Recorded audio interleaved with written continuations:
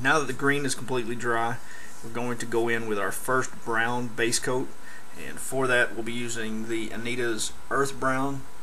I don't know how well you can see that because of my shop light overhead. It kind of puts a glare on everything, but we'll be using this.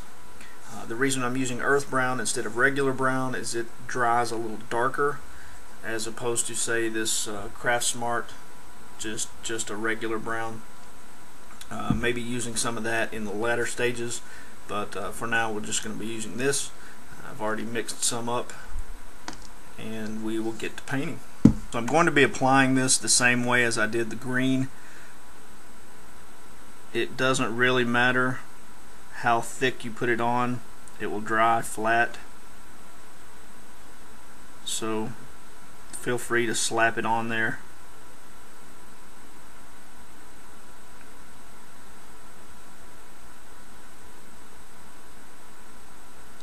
And of course I won't be doing the entire board on camera.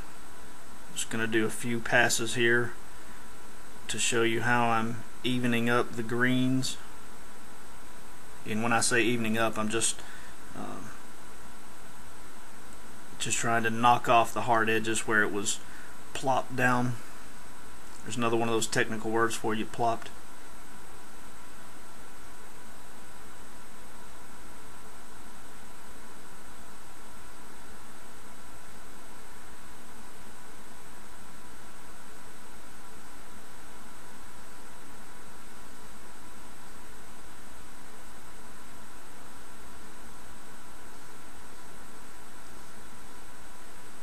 Don't stress too much if the brown doesn't cover completely on the first pass. Black is really hard to cover up even with darker colors, so it may take another coat to completely cover it up. We don't want to cover it completely in this instance. We want to have some of the black showing through, so I may stop it off at one coat depending on how it looks once it's dry. As you can see, it looks relatively light on camera as it's wet, and it will dry significantly darker.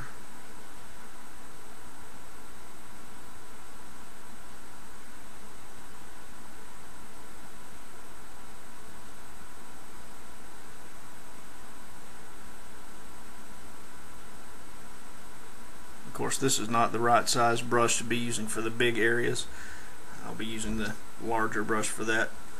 Just wanted to get an outline.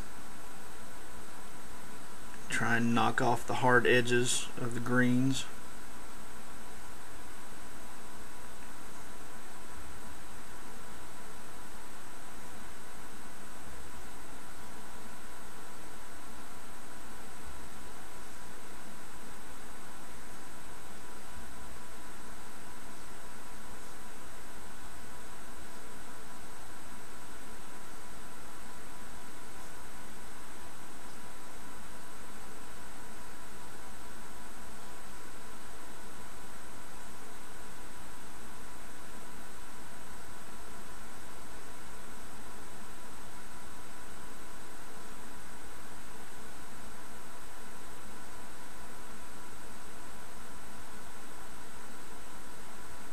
I think that'll probably be enough just to give you an idea of what we're doing.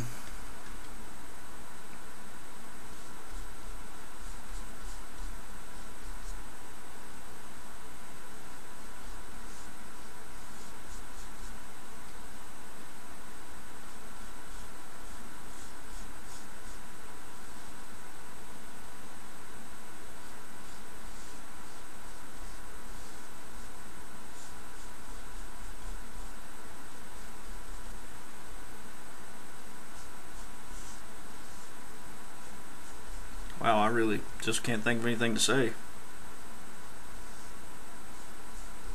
Paint, paint, paint. Yay, yay, yay.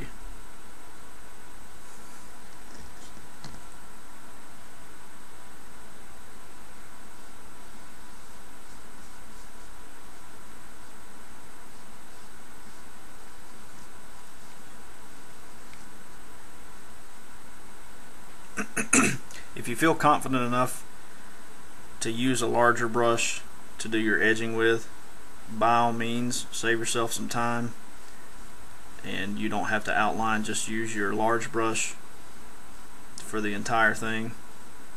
I feel like the smaller brush gives me a little better control around the edge, so that works for me.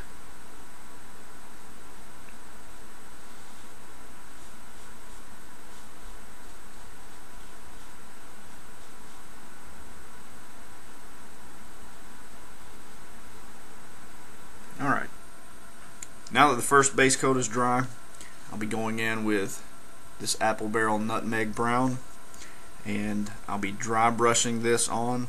I will not be using a regular brush though. I'll be using this poly brush with the foam end, and we'll be sponging it on. It is still similar to dry brush, where you want to wipe as much paint off as possible. So let me get that ready.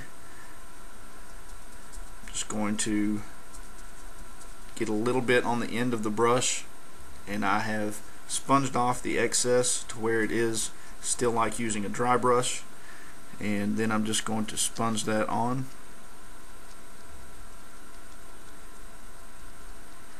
And I will try and get a little bit on the green edges as well, just to give that a little better blend between the two colors. This would be considered a heavy dry brush. We want some paint globs to come off on the board to give it a textured look. I'm having difficulties talking and doing this at the same time, so I apologize. You don't want to press down too hard because we don't want the entire area covered. We just want little bits of the paint to come off on the board as we do this. The reason I use a sponge instead of a paintbrush is you don't see the brush strokes that you would normally see if you were dry brushing.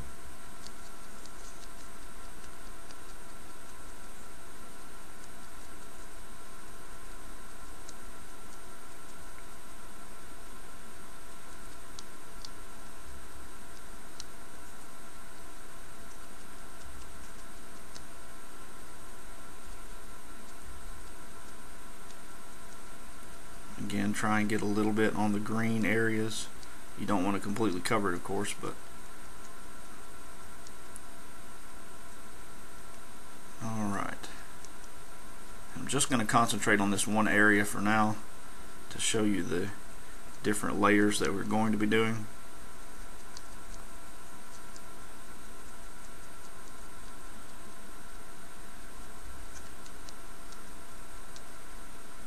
Okay, that's all for that one. Just going to give that a minute or two to dry, and then we'll come back with our second coat. We won't be using this color. We're going to swap it out with a completely different color and go from there.